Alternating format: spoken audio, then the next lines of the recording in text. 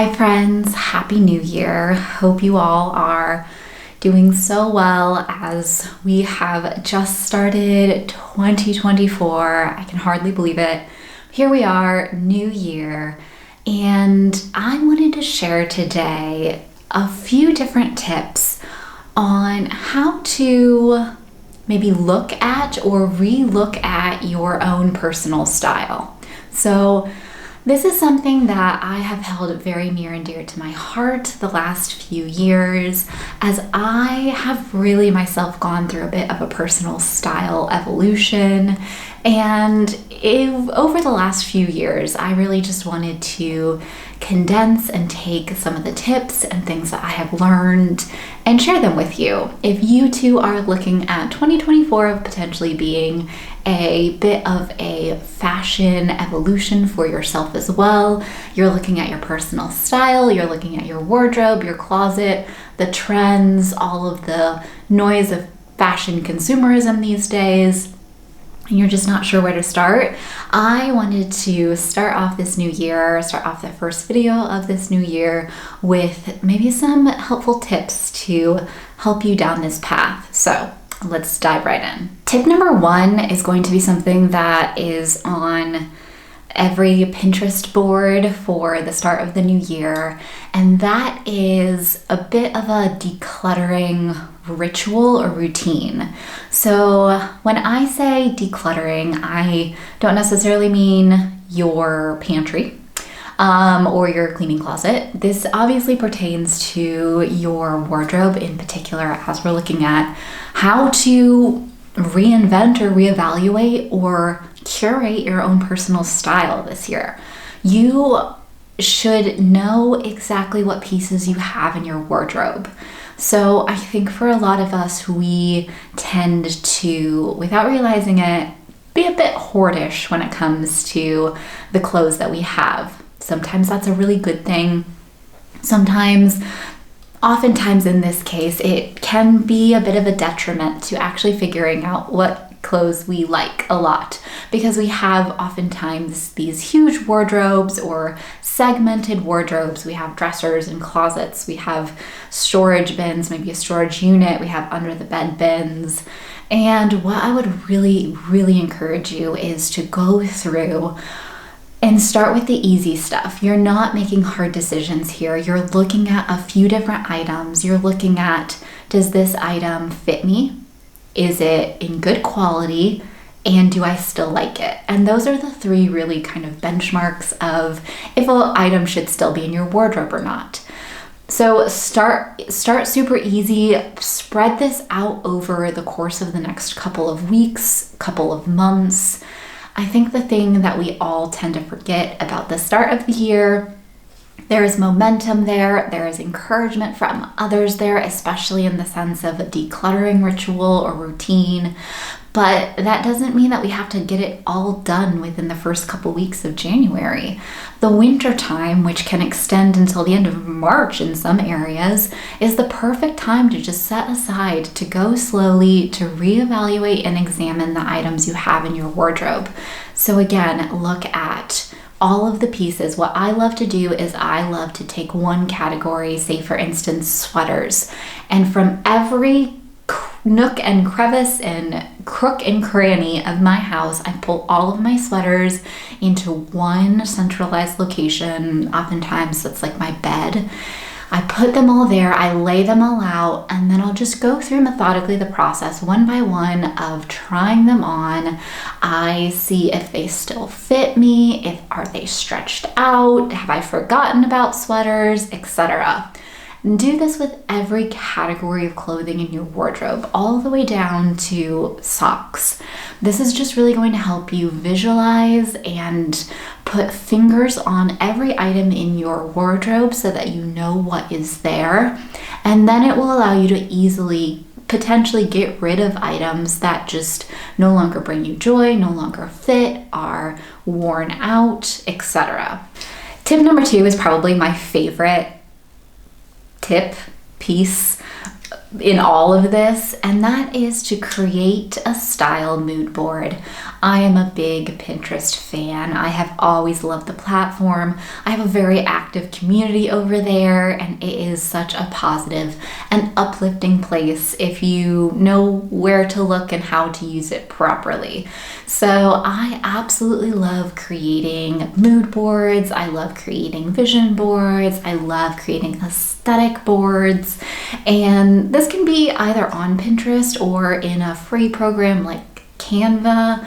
You can create just a kind of mood board of, specifically as it relates to your personal style, what for the next year and beyond even, what resonates with you, what speaks to you, what calls out your name when it comes to fashion. This could be anything from different silhouettes, different colors, prints, even styles of, are you more of a 90s girl and you're gravitating more towards the baggy jeans, not just because they're in style right now. You have to set trends aside. Set aside what you see other celebrities wearing, other TikTokers wearing, whatever it is. Set those preconceived ideas aside. Look inward. See what really resonates with you. The third tip really goes right along with what we were just talking about with Style Mood Board, and that is just define what makes your style personal to you. Again, trends aside, famous looks aside, famous people aside, Instagram influencers aside, write down a handful of words that really embody your personal style. And for me personally, that might be feminine, romantic, comfortable. I'm not sure. I need to actually go through this as well. But write down a few words that really kind of embody what your personal style means for you, means for your wardrobe.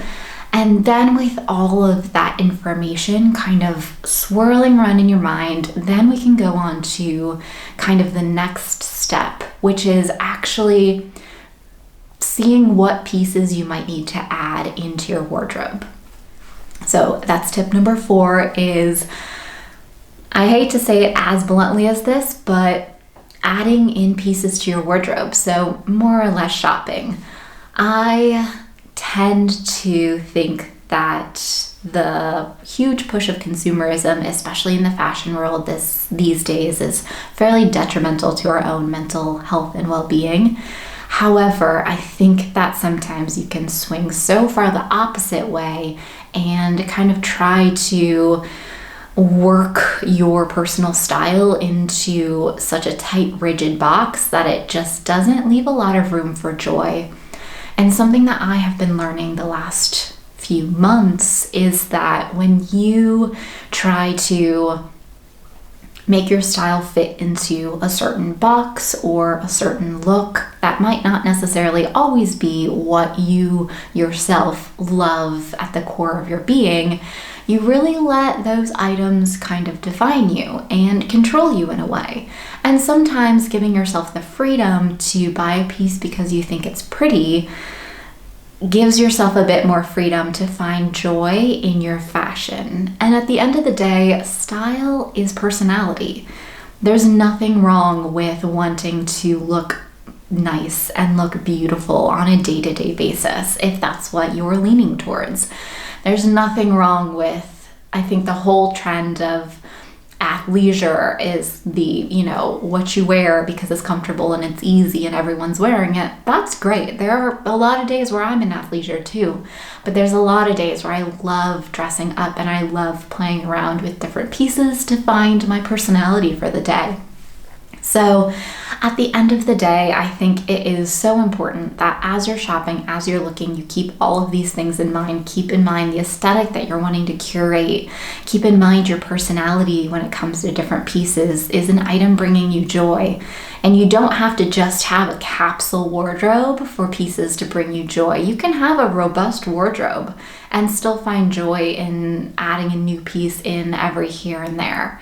So shopping is such a controversial statement when it comes to looking at things such as capsule wardrobes and style evolution and things like that. But at the end of the day, it is important because you are adding in new pieces to your collection that will very likely carry on with you for years and years to come. And then the fifth tip is let your style and your fashion sense evolve.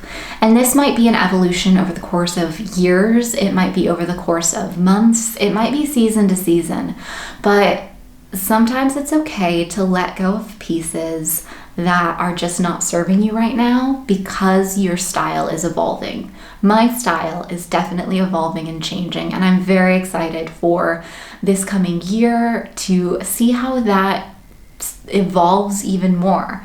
But I think that we are oftentimes so afraid to let our style evolve because sometimes that can mean that we don't know what to wear again, it's expensive, it can be just a little bit unnerving, and I'm just here to say that there's nothing wrong with letting your style evolve, and sometimes that can be the best thing for your confidence, yourself, your wardrobe even, and sometimes even your wallet. I hope this was helpful for you all. I hope that you'll be able to take some of these tips and maybe apply them to your own fashion, your own style as we go into the coming months ahead. I hope you all have a wonderful rest of your week, and we'll see you in the next video.